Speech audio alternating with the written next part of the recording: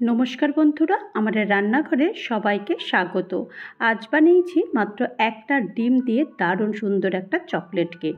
আশা করি তোমাদের ভালো লাগবে। তো চলো দেরি না করে কিভাবে বানিয়েছি সেটা দেখে নিই। প্রথমেই একটা বোল নিয়ে নিয়েছি আর এখানে 1 কাপ ময়দা নিয়েছি। ময়দাটা প্রথমে একটু চেলে নেব, কারণ ময়দার মধ্যে অনেক সময় দানা বা গুটলি থেকে থাকে, তো সেই কারণে তখন কিন্তু কেকটা ভালো হবে না। সেই কারণে ময়দাটা প্রথমেই চেলে নেব। আর এখন এখানে 1/2 কাপ আমি কোকো পাউডার নিয়েছি। কোকো পাউডারটাও চেলে নেব, কারণ কোকো পাউডারের মধ্যেও অনেক সময় দানা থেকে থাকে, তো সেই কারণে কোকো পাউডারটাও ভালো করে এটা চেলে নেব। তো কোকো পাউডারের চেলে নিয়েছি, আর একটু যে নিচে থাকে সেটাও একটু ভালো করে সবটাই পুরোটাই নিয়ে নেব।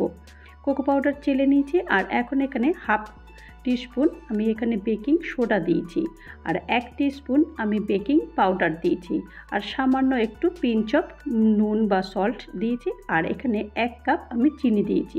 চিনিটা কিন্তু আমার পাউডার চিনি নয়, একদম নর্মাল যে আমরা চিনিটা ইউজ করি সেই চিনিটা আমি দিয়েছি।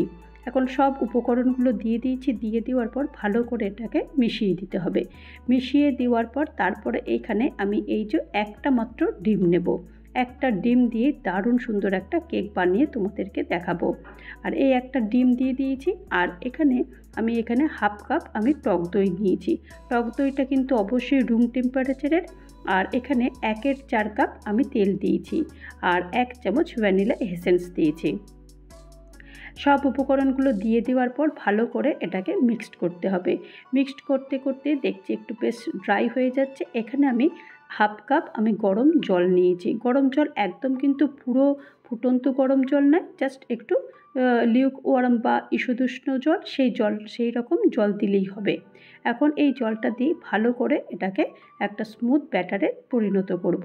তো ততক্ষণ এটাকে ভালো করে এই হুইস্ক দিয়ে এটাকে ভালো করে মেশাতে হবে। তো এই রকমভাবেই মোটামুটি 5 থেকে 6 মিনিট এরা ভালো করে এটাকে মিশিয়ে নিতে হবে। এই মেশানোগুলোই যদি একটু ভালো করে করা যায় তাহলে কিন্তু কেকটা খুব ভালো হয়। আর বাকি একটু জল ছিল, সেই জলটাও একটু দিয়ে দিলাম। দিয়ে আরেকবার ভালো করে এটাকে নেড়ে দিচ্ছি।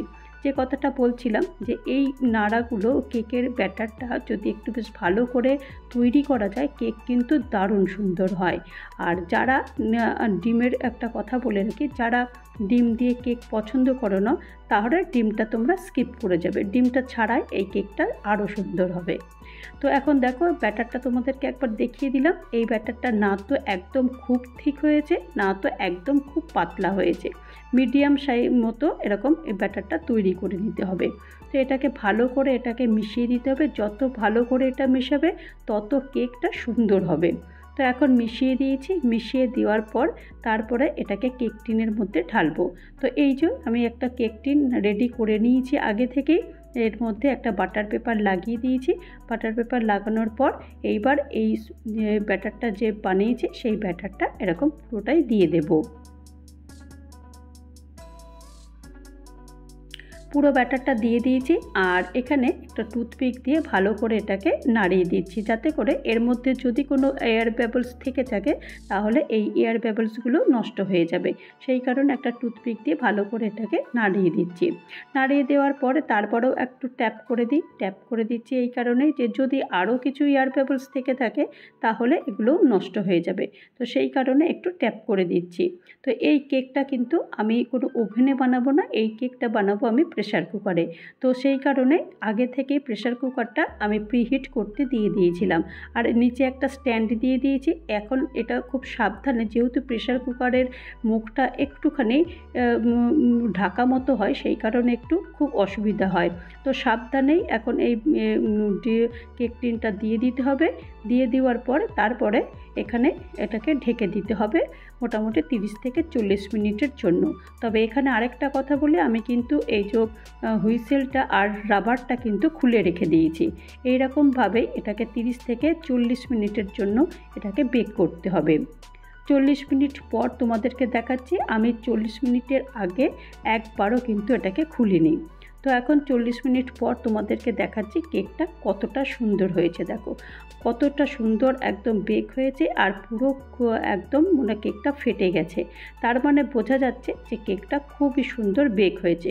তবুও একবার দেখে নেব টুথপিক দিয়ে যে কেকটা কত নিচের দিক থেকেও পুরোপুরি হয়েছে কিনা। দেখো টুথপিকে একটু লেগে নেই, তার মানে পুরোপুরি বোঝা যাচ্ছে কেকটা দারুণ সুন্দরভাবে বেক হয়েছে। মোটামুটি একটু ঠান্ডা করে নিয়েছি, ঠান্ডা করে নিয়ে তারপরে প্রেসার কুকার থেকে এটাকে বের করে এনেছি।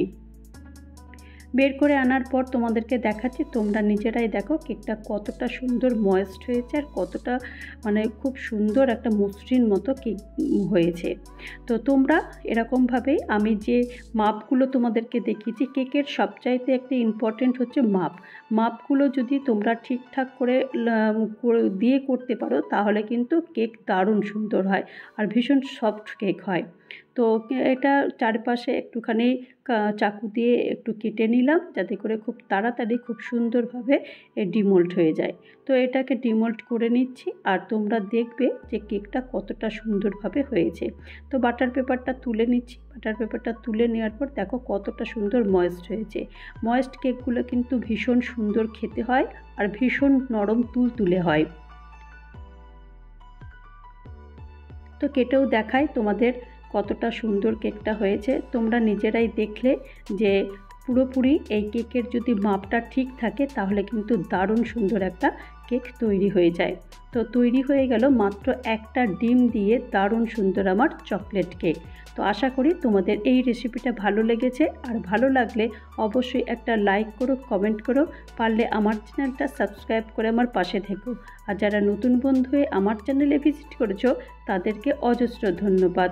আর যারা এখনও পর্যন্ত চ্যানেলটা সাবস্ক্রাইব করোনি তাদেরকে অনুরোধ করব চ্যানেলটা সাবস্ক্রাইব করতে।